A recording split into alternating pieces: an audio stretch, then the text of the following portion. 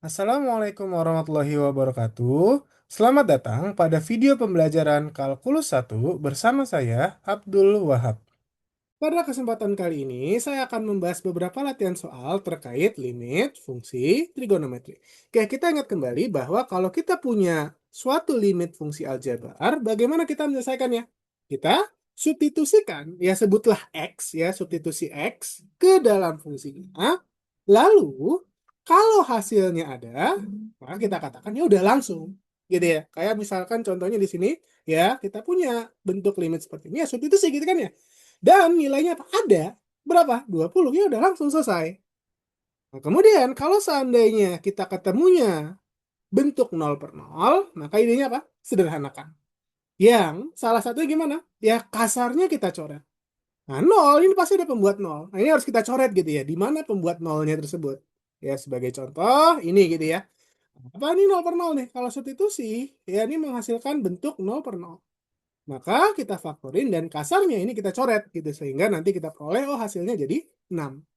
Nah, sekarang bagaimana kalau kita ketemunya suatu bentuk limit fungsi trigonometri? Ya, maka idenya sama. Nah, kalau kita substitusi dulu nilai X-nya atau sudutnya berapa ke fungsinya dan hasilnya ada, ya udah langsung. Gitu ya. Kayak semisal, kita punya limit X mendekati pi per 3 dari cos X per X. Berarti kita coba dulu kalau di substitusi gimana? Pi per 3 per pi per 3. Pi per 3 berapa? 60 derajat ya. Nah, 180 lagi 3, 60 derajat. Cos 60 setengah. Berarti kan setengah per pi per 3. Yang mana nanti hasilnya apa? Kita akan punya 3 per 2 pi. Gitu ya. Nah, sekarang bagaimana kalau seandainya saya menemukan bentuk 0/0? Maka kita katakan sama, disederhanakan. Cuman gimana nih nyederhanainnya? Pada dasarnya kan kalau kita ketemu bentuk trigonometri, faktornya itu mungkin nggak kita bayangkan. Tidak terbayang oleh kita. Ya misalkan kita punya contoh seperti ini. Coba substitusi 0. Kalau substitusi 0, kamu akan mendapatkan pembilangnya 0. Penyebutnya juga apa? Tan 0. Tan 0, 0. Dia bentuk 0/0. Tapi kalau kita sederhanakan, apa ya difaktorin terus dicoret? Ya kita katakan ini ada idenya. Nah, apa ide terbesarnya? Ide terbesarnya ini ada di teorema B. Apa? Ini. Bahwa kita punya senjata, kalau kita punya bentuk limit T mendekati 0 dari sin T per T, sama dengan 1. Lihat, ini T mendekati 0. Siapa yang dikenakan? Bagian sin ininya dan bagian sininya. Jadi ini 0, ini 0. Hasilnya adalah 1. Oke, artinya ini powerful. Ya, masalah-masalah limit trigonometri ini biasanya kita arahkan ke sini. Nah, cuman terkadang bentuknya tidak sesederhana itu. Artinya kita butuh manipulasi. Dan selain itu, terkadang kita juga butuh beberapa identitas-identitas dalam trigonometri untuk menyelesaikan limit. Apa aja yang perlu diketahui? Ini ya. Ada sin 2x ya, cos 2x. Atau ada sifat penjumlahan gitu ya. Sifat penjumlahan atau pengurangan. Ya, terus masalah perkalian. Ini terkadang perlu. Dan ada sifat-sifat lainnya. Oke, kita mulai misalkan di nomor 1. Oke, kalau kita hitung, kira-kira apa jadinya? Ini kan jadi sin 0/0 ya. Jadi sin 0 derajat ya.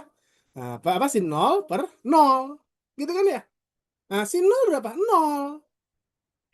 Nah, terus akar 2 kali 0? Ya, 0. Berarti kan bentuk 0/0. Sederhananya gimana? Ya udah. Kita ingat lagi bahwa limit ya tadi apa? X mendekati 0 dari sin X per X itu sama dengan 1. Nah, lihat bahwa ini kan X aja, ini X aja, ini X aja. Tapi ini akar 2 theta. Ini akar 2 theta. Nah, gimana dong? Jadi sebenarnya ya idenya tinggal permisalan aja. Ini sebenarnya sama gitu.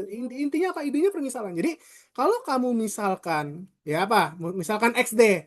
X-nya menjadi akar 2 theta, maka kan bentuknya menjadi apa? Sin X per X kan? Dan bagaimana untuk limitnya? Nah, limitnya kalau theta mendekati 0, kamu bayangin.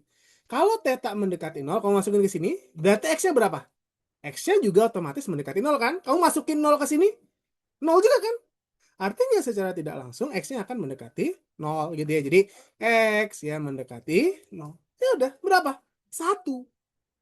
Nah, gitu ya. Jadi kata kuncinya apa? Oh, theta mendekati 0. Ya, terus dikenakan ke siapa? Oh, ini. Jadi sin 0. Nah, terus ini apa? 0 udah. Kasarnya ya. Kasarnya coret. Ini coret, hasilnya 1. Ya cuman kalau resminya kok bisa dapat seperti itu permisalan. Mau misalin seperti ini, ya diganti X, berarti kan ini udah nggak theta. Gimana ngubahnya? Logikanya kan kalau theta mendekati 0, X-nya bakal mendekati berapa? Tinggal masukin gitu kan ya. X-nya otomatis mendekati 0. Oke, gitu ya. Itu ide besarnya. Terus, contoh lagi. Nah, bagaimana kalau seperti ini?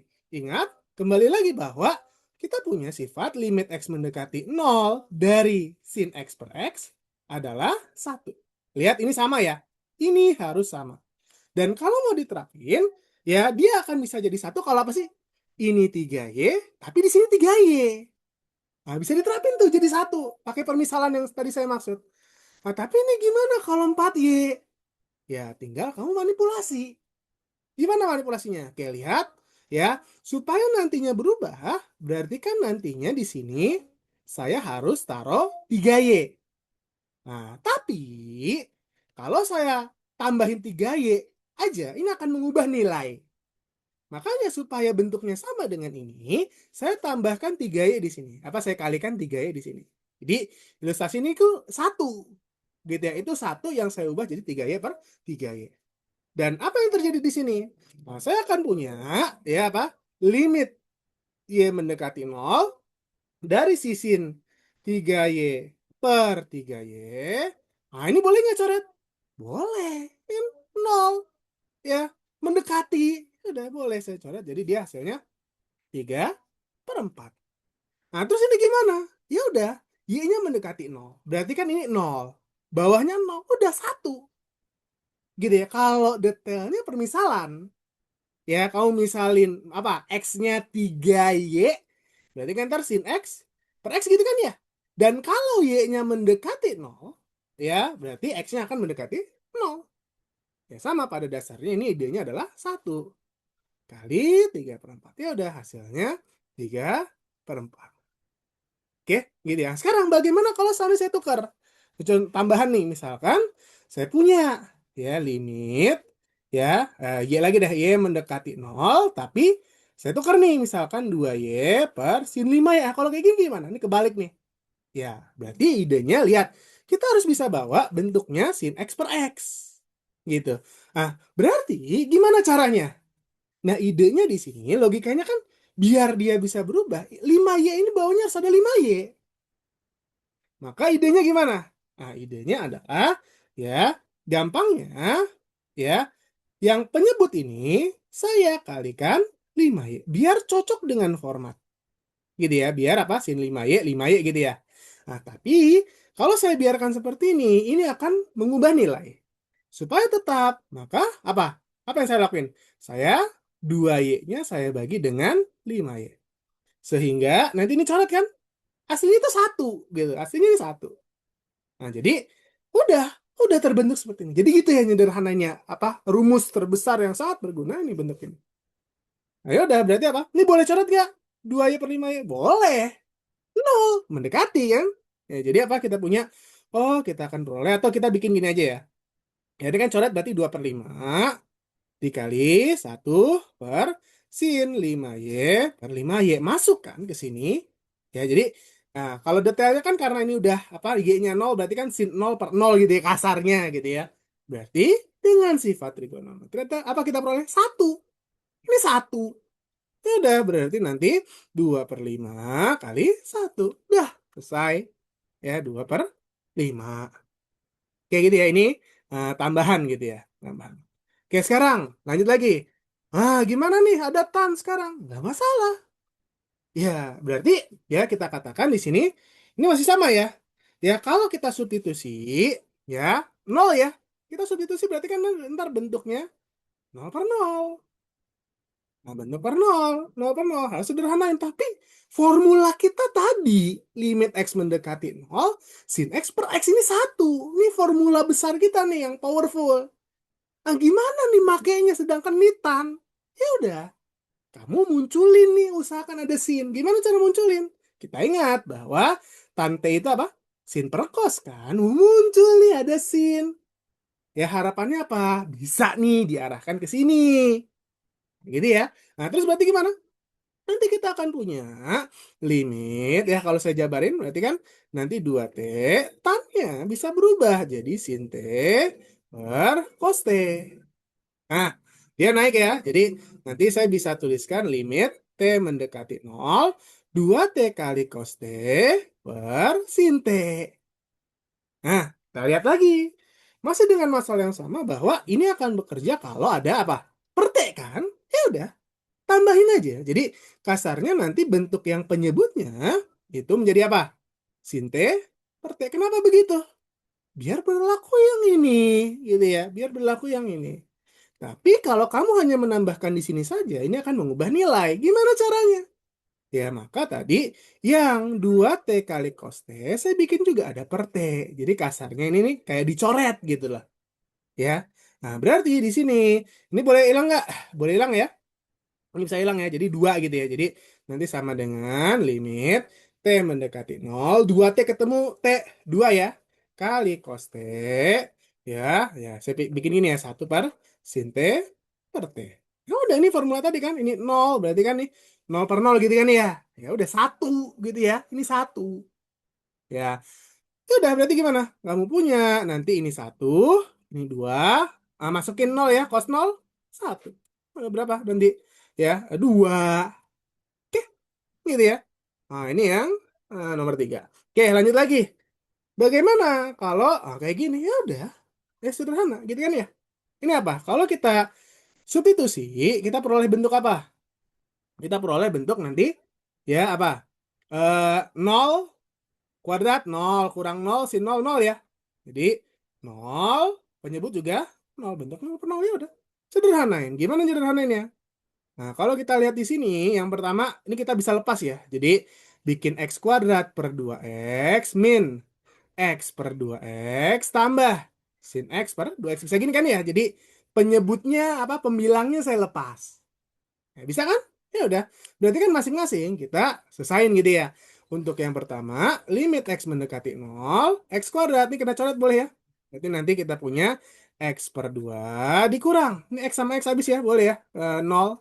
Berarti 1/2. Kalau ini gimana? Ya sama kita bilang. Ya, nah, supaya dia bekerja, berarti kan apa? Ya, bawahnya harus X. Ini udah duanya geser. Jadi kasarnya ini duanya saya geser jadi ini per X ini kali setengah. Boleh kan ya? Ya udah. Berarti nanti ini kan masuk semua. Ya berarti gimana nanti? Ya hasilnya ini 0/2. 0. Ini min setengah gitu ya. Terus ini ya udah 1 kali setengah kan? Ya udah setengah. Berarti nanti tambah setengah. Nah berapa hasilnya? Hasilnya 0. Ya udah selesai. Dari beberapa soal di atas, sebenarnya ada yang bisa disimpulkan. Apa? Pertama, kalau kita punya limit X mendekati 0 dari sin AX per BX, itu sebenarnya bisa langsung jadi A per B. Begitu juga kalau kita punya limit X mendekati 0 dari AX per sin BX, itu sama dengan A per B. Ya, bisa dilihat contohnya. Oh, kamu punya sin X per 2X. Ujungnya apa? Ini kan X itu kan depannya 1 kan? Ini 2. Berarti apa? Setengah. Gitu kan ya? Terus, atas lagi. Nah, ini 3Y per 4Y. Kasarnya coret kan? Ya, ini AY per B, ya A per B, 3/4. Ini pun juga sama. Ya, kasarnya dicoret jadi apa? 2/5. Dan sebenarnya beberapa sifat pun juga ada lagi, gitu ya. Mengaitkan, misalkan antara apa? Oh, saya punya misalkan limit X mendekati 0 dari sin AX per sin BX. Kita katakan nanti sama. Kesimpulannya adalah A per B. Dan bahkan kalau kamu punya, ini kaitkan dengan tan gitu ya. Tan X per X. Ini juga sama dengan apa? 1 gitu. Kebalikannya pun juga kalau saya punya X mendekati 0 dari X per tan X pun juga 1. Begitu juga nanti kalau ada AX, ada BX ya, AX, BX sama. Gitu nanti A per B. Sayangnya kelima formula ini tidak bisa kita gunakan secara langsung. Atau kamu akan mendapatkan pengurangan poin yang cukup besar ketika kamu langsung menggunakan sifat ini. Kita katakan sifat ini benar. Cuman, ya dasar yang diberikan oleh buku ini hanya ini. Jadi, ya mau tidak mau kita harus arahkan ke bentuk ini. Gini ya. Nah, jadi ya paling tidak 5 rumus ini digunakan untuk ngecek gitu ya. Bener nggak ya jawaban saya kira-kira kalau dimanipulasi gitu ya. Jadi saran saya jangan langsung untuk menggunakan bentuk-bentuk ini. Ya di jawaban gitu ya. Jangan. Oke, seperti itu. Ini dia terkait limit fungsi trigonometri. Sekian untuk video kali ini. Sampai jumpa pada video selanjutnya.